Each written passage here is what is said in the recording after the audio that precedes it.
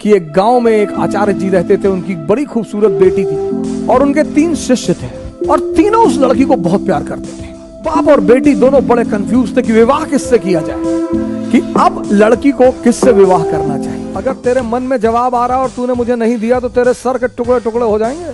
जिसने अपनी ही जिंदगी दांव पे लगा दी, यही प्रेम की कसौटी है। विक्रमादित्य की अगर आपने पहली कहानी सुनी हो, वेताल 25 पहली कहानी विक्रमादित्य जाता है।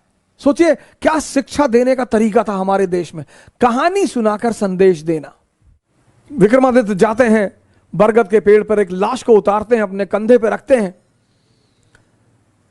तो लाश उन्हें कहानी सुनाना शुरू करती है। अब सोचिए सर, इस कहानी का मकसद क्या है? सुनिए कहानी और उसका मकसद। लाश उन्हें कहानी सुनाना शुरू करती है कि एक आचार्य थे, उनकी बड़ी खूबसूरत सी बेटी थी।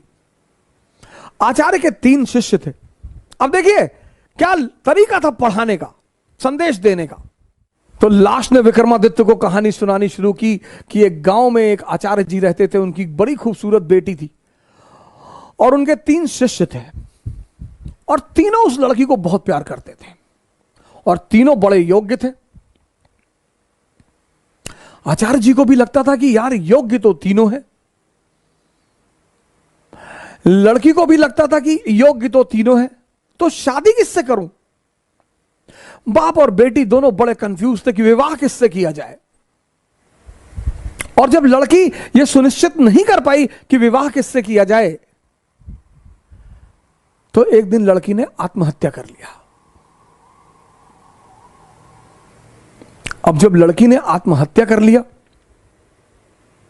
तीनों बड़े निराश हुए, गए,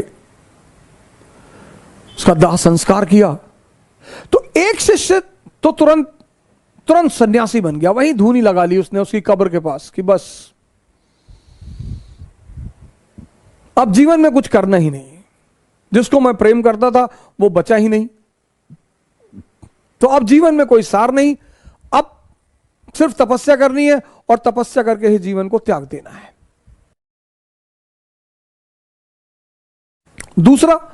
दूसरा फकीर बन गया,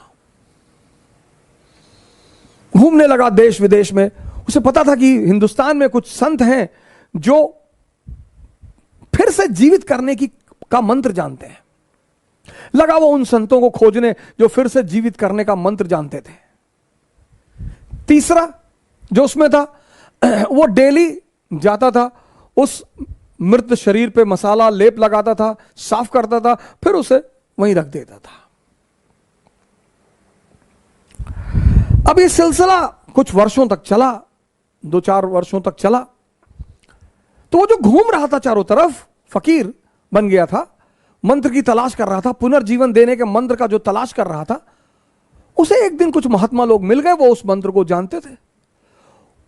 उसने उनकी सेवा की, उन्होंने उसे वो मंत्र सिखा दिया।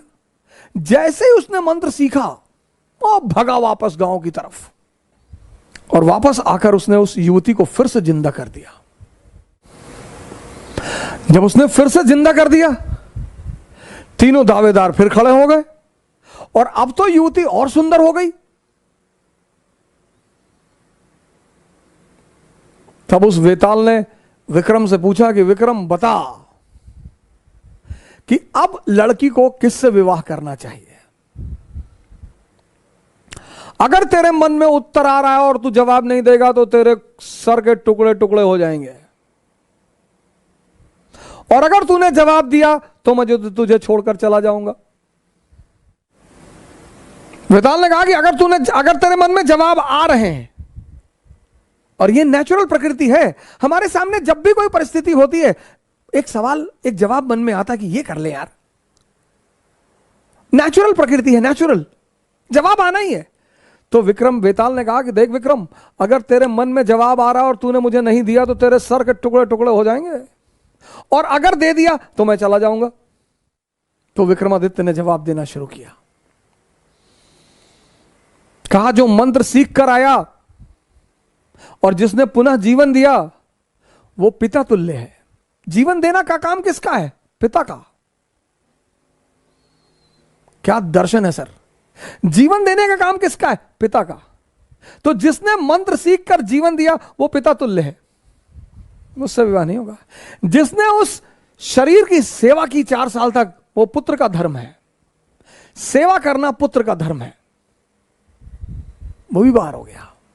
जिसने अपनी ही जिंदगी दांव पे लगा दी, यही प्रेम की कसौटी है, विवाह उससे होना चाहिए।